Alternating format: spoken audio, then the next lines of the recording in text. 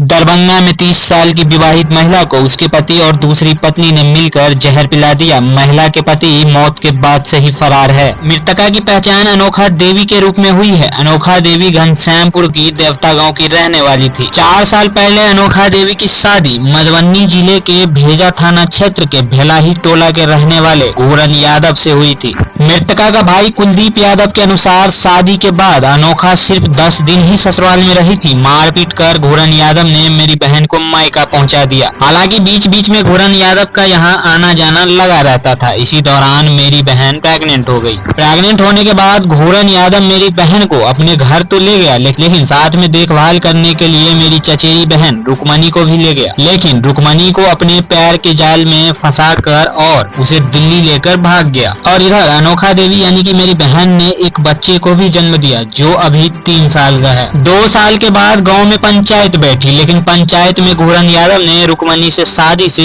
बिल्कुल ही मना कर दिया। कुलदीप के अनुसार 2 महीने पहले घूरन का बड़ा भाई हमारे घर पहुंचे और इस बात को स्वीकार किया कि घूरन और रुकमणी ने शादी कर ली। उन्होंने कहा कि दोनों बहनें साथ रहेंगी और दोनों को बराबर का हक भी मिलेगा। हम लोग घूरन यादव के बड़े भाई के झांसे में आ गए और अपनी बहन को ससुराल भेज दिया। अब जानिए मृतका अनोखा देवी मौत से पहले मायके वाले को क्या बताया। घटना 6 दिसंबर की है, जब मेरी सौतन मेरे सीने पर चढ़कर बैठ गई और जबरदस्ती जहर वाला दूध मुंह खोलकर मुंह में डाल दिया। मेरी हालत ऐसी नहीं थी कि मैं चल पाऊं। किसी तरह मैंने अपने मायके वालों को सूचना दी तो 10 दिसंबर को मेरे पास आए और मुझे डीएमसीएच में भर्ती करवाया। मृतका के भाई ने बताया कि 13 से 23 दिसंबर तक इलाज चला, लेकिन इलाज के दौरान ही मंगलवार को मेरी बहन की मौत हो गई। पहले आप ये तस्वीर देखिए, 3 साल का बच्चा जो मुखाग्नि देगा, इस बच्चे को क्या पता ये बच्चा अपनी माँ को ढूंढ रहा था। अर्थी उठाने से पहले अनोखा देवी को दुल्हन की तरह सजाया गया, फिर गांव के लोगों की मदद से मधुबनी स्थित उसके ससुराल ले जाया गया, फिर घूरन यादव के खेत में ही